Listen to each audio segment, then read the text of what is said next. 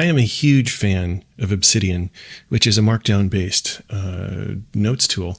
I've been using this for years. I love it. I love it so much. It keeps all your notes local on your machine, and then you can sync those notes using the Obsidian service, or just sync it using Dropbox or iCloud or whatever you use. Anyway, you could read through all this if you want. Basically, Obsidian is one of the best Markdown editors out there and works on every platform, including the phone, which comes in very handy, especially if you're talking about doing bullet journal, which is another thing I love. And if you've never used or done or tried the bullet journal, I'd strongly encourage you to head over to bulletjournal.com and to read more about what it is and how it works. The whole idea behind it is that you focus on what's important, and it really helps if you follow this process. It helps you realize what's not important and what distracts you, and then you get rid of it. And I love it. And the goal is to be concise. We'll talk about this without embellishment and just the facts. All of what you're about to see, I wrote about in the Imposter's Roadmap, and a whole lot more. It is a guide for self-taught developers like me to get up to speed with things I need to know, like GitHub and Agile. How does Docker work? Kubernetes. But also keeping a journal, which is critical for programmers, especially if you want to move up in the industry. The idea is you have to keep the receipts. You have to be able to show what you've done. So what are we looking at here? Well, this is the first thing you get to know when you're doing the bullet journal. It's called the daily log. In fact, if I'm being strict about the bullet journal, this is it. That's all right here. The daily log, this is a place for you to sit in the morning, plan out what you're going to do based on what's been happening yesterday, maybe based on what your plans for the month are. So you plan out what you're going to do, and you put in your tasks using bullets. In my case, they're checkboxes. And then what you do is you put in events with circles if you're using the actual analog book. And then notes are a dash. Now you can change those if you want, but it's recommended you kind of stay with the process. Anyway, you just kind of lay things out. And as the day goes on, and this is critical, as the day goes on and an idea pops up in your head, like today, for me, I have to go to Costco. This is yesterday, so I'm going to fill out today's thing. But I have to go to Costco, so that's going to go on my bullet journal. And it's about logging your day, logging your thoughts. It's not so much a reminder system. It is a way for you to put things in that you can look back and say, oh, that's right. On that day, I did that, or this happened, and that's important. We're going to get to these funky little icons here in just a second, but I do want to say that one of the great things about the bullet journal method is that it is so customizable. And if you look online on YouTube, you're going to see some amazing embellishments, people with all kinds of trackers and illustrations and all kinds of things, which is great. For me, I've just added a few things. So I've got what I like to call the work. This has to do with training my mind, body, and spirit. It's a long story. I'm a big fan of David Goggins and the path of most resistance. And the idea is that happiness is found when you do the work and don't make yourself comfortable. So anyway, I try to log those things. What did I do in terms of the work? And then I kind of just do the day. What happened? And I just jot down notes. Again, with the bullet journal method, it's not about journaling. It's not about dumping your feelings. It is you try to be as concise and direct as you can. And the reason for that is that you tend to lie to yourself based on how you're feeling. But if you just stick to the facts and say, I did this, and then you could have impressions, of course, add those as you will. It helps, especially when you look back. There's a bunch of stories in the bullet journal book about people reflecting on relationships and realizing, whoa, when I look back at this with the objective eye, wow, I've been put in a bad spot this last few months. So anyway, I also add here something I learned, and then 3 good things about my day. So really quickly, let's get back to the icons. You'll notice that I'm using bullets here, and it's called the bullet journal. Normally in bullet journal method, you use bullets for tasks. But for me, for Obsidian, these are my notes. It's just easiest. So I know I'm kind of flying in the face of things, but that's okay. It's my journal. Okay, so let's talk about these checkboxes. The reason I am using this particular theme, which is called AnuPpucin, I don't know how to say it. I'll show it to you at the end here. The reason I'm using this theme is that it supports these radical checkboxes. So if I wanted to put something in here like a pro and con list. Let's say I'm trying to figure out, should I go to Costco? And so I could say, well, no traffic on weekend. So I could, because today is Saturday, I could say that as a pro, and I could put in a P, and then you get a thumbs up. Or I could say, well, it's no traffic on the weekend. Let's not do that. Let's not waste our time going to Costco. Let's go to the beach or something like that. So that would be a C, which is a con. You could do all kinds of things. You can say, I don't want to do this task at all, and just exit out with a dash. So there's all these checks that I use for certain things. I'll show you more as we go along. But the biggest one, of course, is just the open empty checkbox. If you hit return, it'll just pop in another checkbox down below, which you can then change. All right, so that's just the simplest task. What are these things? In the bullet journal method, if you don't do something on a given day, then you need to either get rid of it or reschedule it. And there's a couple things you can do. So this is what I like to call the daily migration. We're going to get to migrations in a second. But at the end of the day, what you do is you look back at all the stuff that you wanted to do and all the stuff that occurred to you during the day that you dumped into the journal thinking, okay, I'm going to deal with this later. Like go to Costco. In fact, let's just do this. I'm going to do go to Costco. So if I didn't do something and the checkbox is open, then I have to deal with it at the end of the day. What am I going to do? Well, I could have decided, you know what? I don't want to go to Costco. I still have plenty of toilet paper, so forget it. I'm not going to do it. By leaving it like this is just struck out. This is like not going to happen. So when I look back at my daily log later, I can look at this and say, okay, I decided not to go. However, I do need to go. So what I'm going to do is I'm going to push it to the next day. And I do that with the right arrow here. And you can see that gives me that little pushed it to the next day, which is today, Saturday.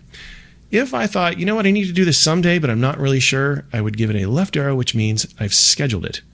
And that means it's going to go into a log, either the monthly log or the future log, which I'll talk about in a second. So anyway, that's how that icon system goes. So for this, I'm actually going to go to Costco when I'm done with this video. So that is going to go in the log for yesterday.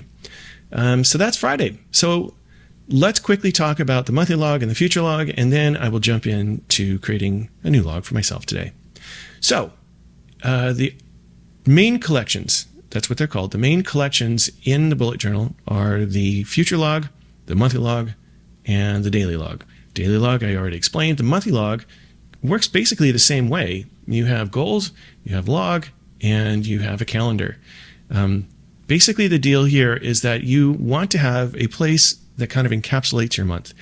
And if a task occurs to you, like going to Costco, and you think, well, I just have to go, I don't know when, then you could put it here.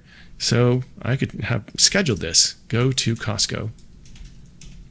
And you refer to the monthly log, well, pretty much every day. You kind of look back at it. Is there anything I really need to do? Something is scheduled. Go to the DMV, for instance, and you can decide whether you want to do that today. It's just kind of a general place for you to pop things.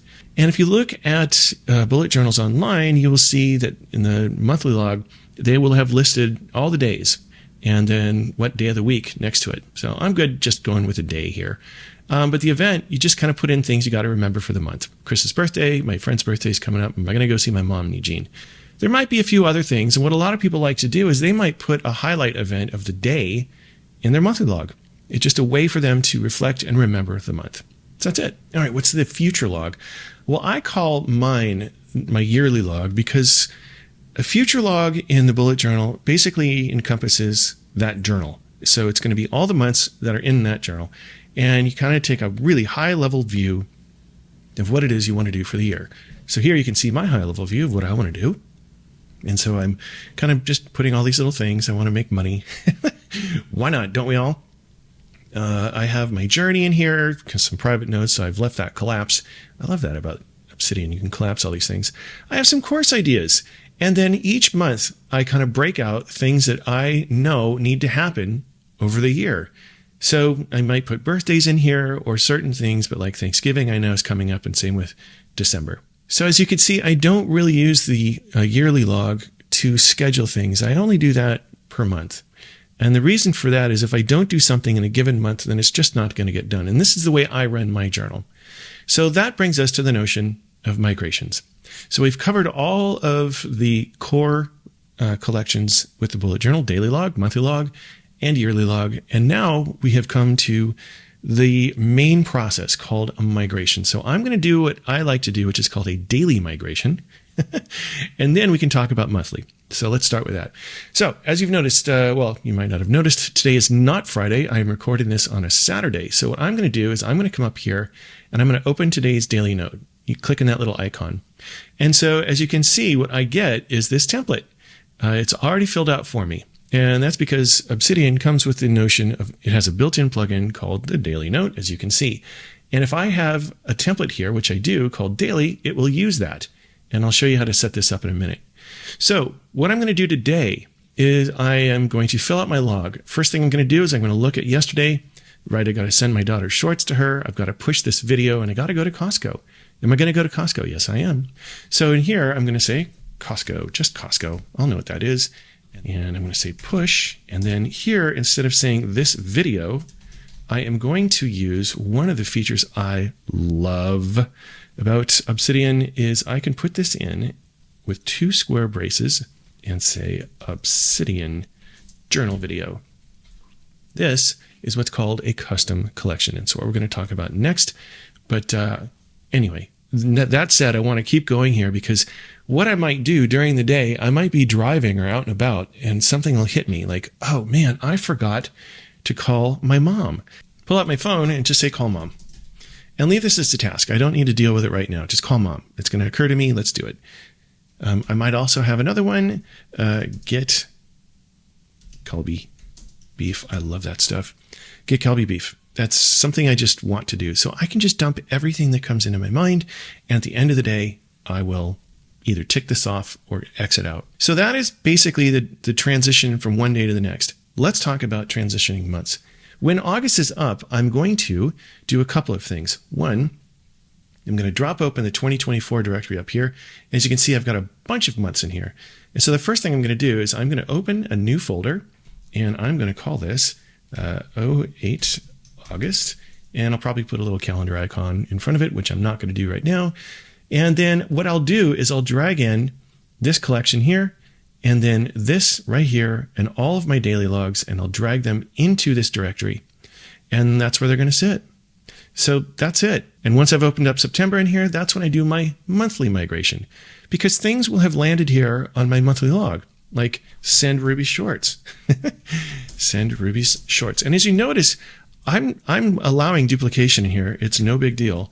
I'm allowing, actually, I'm going to make this a task. There we go. Duplication is no big deal to me. In fact, it's good and it adds to the bullet journal idea. So I'm going to leave the scheduled thing where it is, but also put the task here in the monthly log. Anyway, when September comes around, if I haven't sent Ruby shorts, I am in trouble. So either that or I'm just not going to send them. I'm going to wait till I see her again. I can exit out. That is the migration process, and that is how the bullet journal keeps you focused. Let's talk about custom collections. As you fill out your log, during your day, you're probably going to be doing tasks that relate to the same thing, like this Obsidian journal video. And the journal video itself might have tasks that are specific to it, and might also have things that you might want to add, like little notes.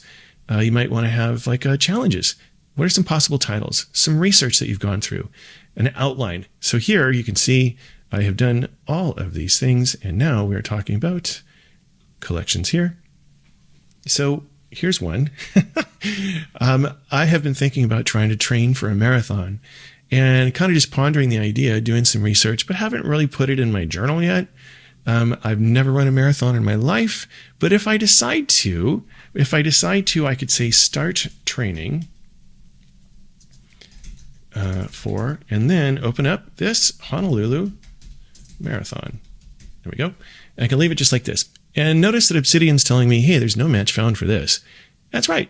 It's I haven't created this collection yet. I can just leave it like that. And you'll notice it's also kind of faded.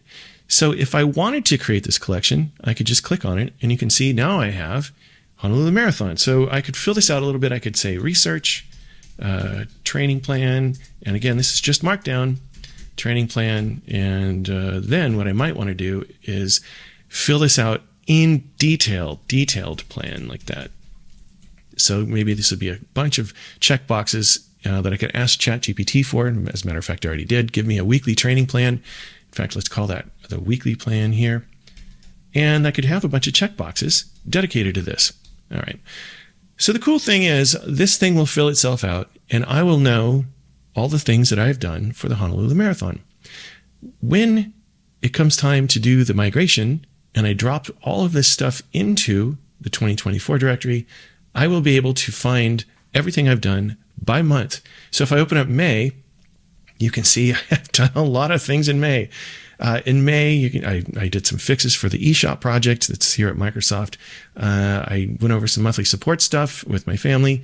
I did an exercise, a thought exercise. What's the best place I've ever lived? I thought about going wild and going nomading for a year. Again, I did that before and I loved it. And then, I have some ideas. So each one of these icons isn't just random. It is very specific to me. So here's a video I did for YouTube, Copilot extension. I did that for the VS Code team. And then writing. I finished the Imposter Roadmap, or I wanted to back then. So blah, blah, blah. You can see all these things. Then whenever I have a startup idea, I put a little money next to it. Why not? And then I have all my logs. Okay, so this is the Honolulu Marathon, and this is fun. However, what we need to talk about now is what goes into a collection versus what should just be tagged. And tagging is something that is completely foreign to the bullet journal. However, it is something that you can do in Obsidian, and it's really useful. So here I have tags for people, places, whether virtual or real, or things. And the idea is simple. I might want to, at some point, see all the YouTube videos I've done. And you can see I've got a few. I've got a few in here that I've written notes about. They're all kind of the same deal as my Obsidian journal video.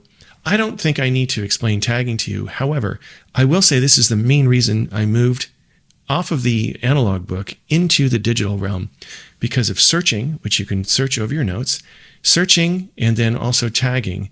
And I will say too, one of the really cool things here is, of course, you can turn this into a code library. So I might just let's do a comment here. And I can have some code in here, and it just uses, there you go, JavaScript, uses fenced code blocks, Markdown, right? And if you've written something clever, pop it in your daily log, and then you can tag it so you can find it later on. Maybe it's a registration, authentication routine. And this is another thing that another reason that I decided to move over to Obsidian from the analog bullet journal method is writing code in by hand kind of is hard. And then finally, also, of course, adding pictures. Just drop them in.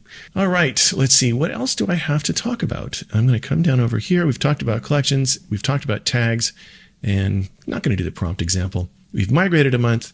We've talked about that. Let's talk about projects. So as a programmer, you're going to track what you're doing in the idea of a project. And if you do Agile at your work, then you probably know what an iteration or a sprint is. Whenever I try and take notes and wrap tasks in a custom collection, like you see this one here, I try to do it as concise and small and focused as I can. So this is one video that I'm doing for YouTube. I don't have just YouTube as a project or a directory in here. You might think I would, but to me, it's much easier to find something by tagging or searching. You do whatever's good for you, but I love the idea of keeping things together based on time. So anyway, for me, a project is a concise, small, digestible thing, and I tend to think in sprints. If something is a bigger project, like a long, ongoing thing, like I work with the VS Code team, and so VS Code development, right, or just VS Code, that could be a directory in here. But again, I find it better to just have a tag. And so that's me. That's how I handle projects. So that's that. Think in sprints and use tags. All right, let's wrap this thing up, shall we? I'm almost done. I know a lot of people are going to want to know, what is your theme? What are you doing? Let's take a look quickly. So here's my theme. AnuPpucin. I think it's supposed to be cappuccino somehow. Anyway, I have this theme installed. You can see it's dark, and I've left everything exactly the same as just what the theme comes with. And I haven't changed anything except, well, I have changed one thing. I have a theme or a plugin called Style Settings. Style Settings basically allows you to mess with styles with themes that support this plugin. It's a kind of a roundabout sentence, but anyway, I'll show you the plugins in a second. But as you can see here, you can basically work with any one of these settings and tweak them as you will.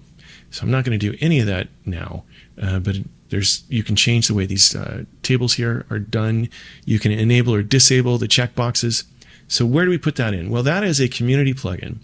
And so let's go browse those community plugins, and you can see all of the ones that are possible to have in Obsidian. I would urge you to be as slim and direct as you can. However, data view is amazing. You can go investigate that if you want. It basically allows you to drop in some specialized tags to do roll-ups on information that's in Obsidian. It's pretty neat. I've used it for a few things, including charts, which is wild. Then, of course, tables. I don't use the calendar thing anymore. Let's see. I'm trying to think. Where are we? There's style settings somewhere. You can also just come up here and say style settings, and it'll show you this one. There you are. And so you can read more about it here, and you can see that basically it allows you to update style settings, blah, blah, blah. So that's just about it. But now we get to the payoff. This is the good stuff. Why are we doing all of this? Yes, we can write stuff down. Sure, we can track things with checkboxes and put things together as we are taking notes. We could do that in just about any application. But this is where Obsidian shines. It's with things like the graph view. Come over here and hit the graph view, and now you can see all your documents linked. And this is insane. So when I hover over May 2024, I can instantly see all of the linked collections. Now, I didn't link my daily notes. I did it on purpose because I felt like, well, it's pretty obvious. But the custom collections, you can see they're all right here. This is what I did in May. If I come over here to the Obsidian journal video and I hover over it, you can see highlighted here what days I worked on it because they all link to the Obsidian journal video. This is insane power. It is so good to look through your journal like this and to have a high level view of what is going on. But wait, there's more. Obsidian comes with this thing called a canvas. And what you can do in a canvas is you can visualize things and tie them together. Kind of like a mind map, but with notes. So the Honolulu Marathon. I might be thinking about this. Here's my note. I can show it up here and just kind of drag it in and link it together with something. However, what I could also do is I could link it with this web page that's open. So I could just drag the web page in, and you can see it's showing up now as part of this canvas. I could keep dragging things together so I could take my custom collections, maybe it's a certain daily log I want to expand on other things and link some more information in, and I can create a canvas. I'm barely even scratching the surface of what canvases can do. Finally, I do want to point out the importance of templates. You can do so many things with templates and plugins. For instance, here's one of my favorite plugins that comes together with a custom template that I created. So I can search for a book. If I click on this book template, I'll show you how to set this up in a second. I can search for a book that I want to read. Timebound is something that was recommended to me recently. I can do a search on this, find it right here, pop it in, and you can see I get the cover, I get a description and a synopsis. Once I read it, I can go ahead and put notes in there. You can see there's the link, Timebound with a little book icon. Come up here to templates. You might have noticed this as I was going through, but here's my book template. And I just, I followed the plugin's instructions and I was able to put in all the information I want. Where do I get this plugin? Well, let's open this up and we can go to Community Plugins right here, Browse, and then if you look up Book, you can see there it is, Book Search installed. One of my favorites. It is so nice and easy to take notes in a book and to drop it right in. All right, that's it for me. And just to remind you, if you want to read more about everything you just saw and then some, I do have this book that I just published, and I'll have a link for that in the description. Thank you so much. I hope this has been helpful. I will see you again soon.